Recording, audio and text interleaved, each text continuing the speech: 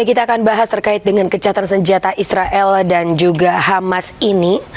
Kita bahas bersama dengan pengamat geopolitik Timur Tengah Dina Sulaiman. Selamat malam Mbak Dina, Assalamualaikum.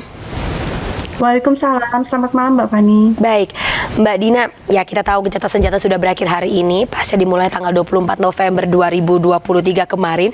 Tapi kabarnya Israel mengklaim gencatan senjata disudahi, dihentikan karena ada pelanggaran dari Hamas, klaimnya begitu.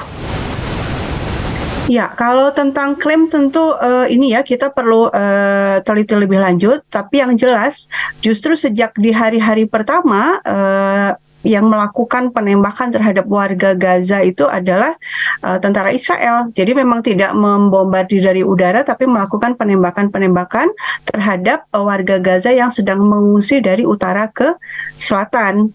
Ya, jadi Hamas sendiri mengatakan bahwa mereka merespon apa yang sudah dilakukan oleh Israel, yang memang sejak hari pertama itu sudah melakukan pelanggaran juga. Dan kalau kita lanjutkan bahwa Palestina itu kan terdiri dari Gaza dan tepi barat. Nah, selama seminggu masa jeda kemanusiaan itu, Israel itu malah melakukan penangkapan besar-besaran. Ada ratusan orang tepi barat yang ditangkap dan kemudian juga dibunuh. Dan itu terjadi secara terang-terangan ya, artinya ada yang direkam oleh CCTV dan kemudian disebarluaskan di media sosial, sehingga dunia bisa melihat bahwa kalaupun di Gaza tidak melakukan bombardir, tapi di tepi barat melakukan pembunuhan dan penangkapan-penangkapan. Oke, bahkan ketika dalam pelaksanaan gencatan senjata dilakukan, pengembalian saling mengembalikan sandera pun juga terlihat bagaimana perbedaan antara perlakuan Israel terhadap sandera Palestina dan sebaliknya Hamas memperlakukan sandera dari Israel seperti apa. Propaganda Israel yang tidak berhasil ini kenapa masih dilakukan, Mbak Dina?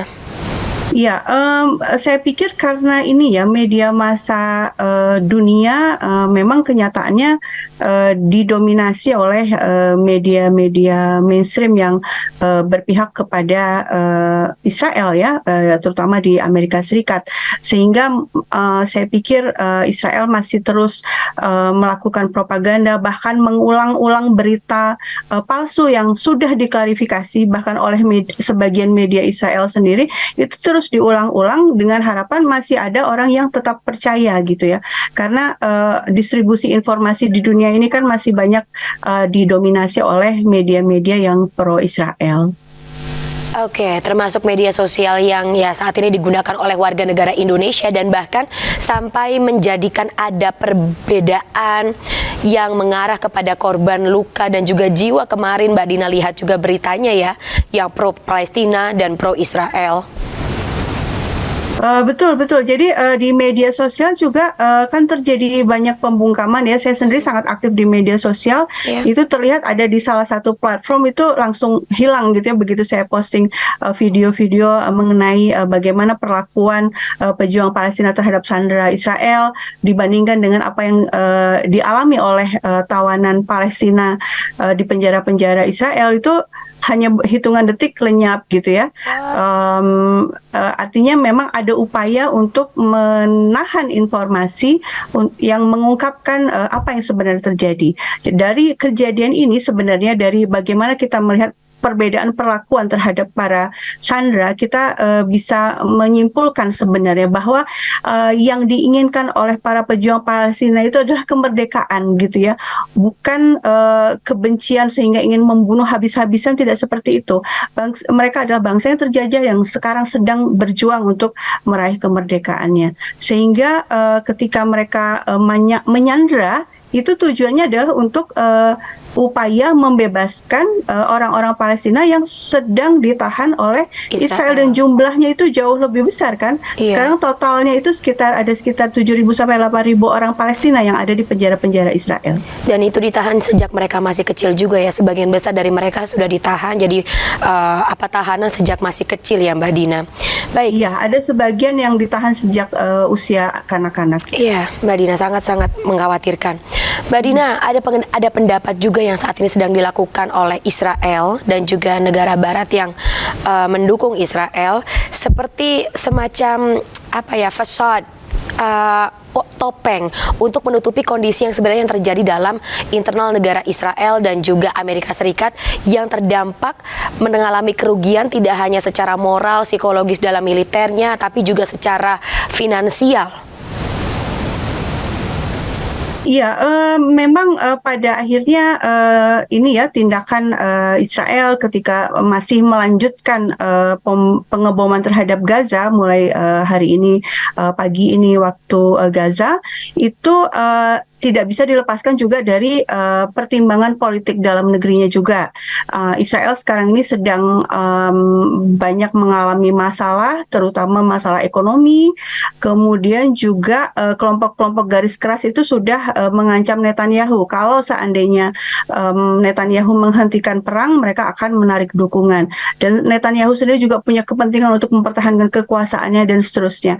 Kemudian juga Amerika Serikat sekarang ini juga mengalami kondisi ekonomi yang sangat sulit, terutama pasca perang ini ya, perang Rusia versus Ukraina, di mana Amerika Serikat menggelontorkan uang yang besar-besaran kepada Ukraina.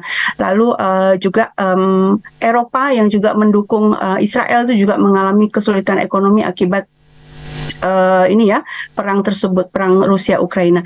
Nah, kondisi ini sebenarnya memunculkan momen ya, memunculkan harapan bahwa dukungan Amerika Serikat, dukungan Eropa itu semakin berkurang terhadap Israel gitu ya, sehingga kondisi hari ini itu mudah-mudahan berbeda hasilnya dengan situasi-situasi di tahun-tahun yang dulu, karena Israel kan memang sudah berkali-kali ya melakukan pembantaian etnis kepada Palestina, melakukan genosida kepada orang-orang Palestina di tahun-tahun sebelumnya. Itu bombardir itu secara berkala terjadi, tapi kali ini situasi dunia, situasi geopolitik itu sudah jauh berbeda, dan opini publik juga kita lihat juga jauh berbeda.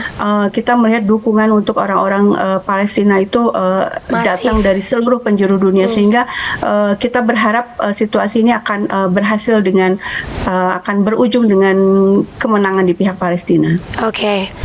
Ya, semoga itu yang didapat dalam waktu, ya kita tidak bisa mengharapkan itu dalam waktu dekat, tapi tentu saja perjuangan tersebut tetap harus dilaksanakan ya Mbak Dina. Tapi perjuangan itu juga dilaksanakan, sedang dilakukan juga dalam forum-forum internasional. Menlu Retno Marsudi juga bahkan saat ini sedang berdialog terkait dengan resolusi DKPBB. Tapi pertanyaannya, akan seefektif apa resolusi tersebut? Iya. Kalau resolusi itu kan bahkan sejak tahun pertama Israel dideklarasikan tahun 1948. Israel dideklarasikan Mei 1948. Desember 1948 itu PBB sudah mengeluarkan resolusi nomor 194 yang menyatakan bahwa orang-orang yang diusir oleh Israel dari tanah dan rumah mereka itu berhak untuk kembali.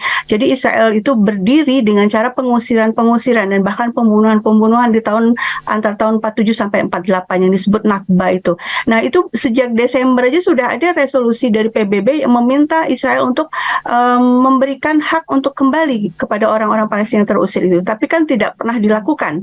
Dan selanjutnya sampai beberapa waktu yang lalu itu resolusi itu sudah nggak kurang-kurang lah yang dikeluarkan oleh PBB, tapi kan tidak ada yang dipatuhi oleh Israel. Nah sekarang jadi pertanyaannya adalah mengapa Israel dibiarkan untuk seolah bebas dari hukum internasional gitu, seolah melakukan bebas melakukan berbagai pelanggaran hukum internasional tanpa ada sanksi apapun. Artinya di sini ada sisi lemah dari PBB ya, gitu ya. Ada kelemahan PBB yang tidak bisa menjamin keamanan, menjamin kemerdekaan umat manusia. Salah satunya penyebabnya tentu saja kita sudah banyak yang tahu bahwa ini adalah karena hak veto dari Amerika Serikat yang memang selalu menghalangi adanya resolusi yang berdampak. Ya, kalau hanya sekedar mengecam atau mengkritik itu kadang-kadang masih diloloskan, tapi resolusi yang berdampak. Contohnya apa? Di Libya dalam tahun 2011 itu ada tuduhan melakukan kejahatan kemanusiaan. Itu dalam waktu hanya sebulan itu Dewan Keamanan PBB bisa meloloskan resolusi yang memberikan mandat kepada NATO untuk melakukan tindakan yang menggunakan power ya untuk menghentikan kejahatan kemanusiaan itu yang dituduhkan itu gitu. Padahal hanya sebulan dan belum sempat ada penelitian waktu itu secara seksama. Nah, ini sudah 75 tahun berjalan ya penindasan yang dilakukan oleh Israel kepada orang-orang Palestina, tapi mekanisme intervensi kemanusiaan yang sebenarnya dimiliki oleh PBB itu belum juga dilakukan. Nah, ini karena yaitu ada hak veto dari Amerika Serikat itu. Nah, harapannya kepada siapa sekarang? Tentu harapannya adalah kepada masyarakat sipil. Kita harus terus bersuara, terus menyuarakan dukungan kepada Palestina dan mengecam Israel atas kejahatannya terhadap orang-orang Palestina, dan opini publik ini ketika semakin membesar gitu ya, terutama kalau juga didukung oleh tekanan dari level negara ya. Jadi pemerintahan-pemerintahan yang punya power itu juga melakukan tekanan. Nah, itu yang bisa memaksa Israel untuk menghentikan kejahatannya di Palestina. Nah, itu juga yang kita tunggu ya. Negara-negara di dunia tidak hanya sebatas melakukan diplomasi dan resolusi yang sebatas mengecam saja atau menyerukan saja, tapi juga ada resolusi yang memang implementatif yang betul-betul bisa menghentikan kejahatan tersebut. Misalnya kompak menghentikan ekspor barang-barang yang krusial misalnya terhadap Israel. Baik, ya, dan Dina. hal-hal Semacam itu. dan hal-hal lainnya ya, terutama dari pihak-pihak atau negara-negara yang juga sama-sama pernah merasakan bagaimana sulitnya melepaskan diri dari bentuk penjajahan yang juga saat ini dialami oleh warga atau masyarakat Gaza Palestina. Terima kasih Mbak Dina atas waktunya, atas insight-nya dalam iNewsroom malam hari ini. Sehat selalu Mbak Dina ya, kita ketemu lagi lain kesempatan. Sampai jumpa. Baik. Assalamualaikum. Baik, makasih. Sama-sama.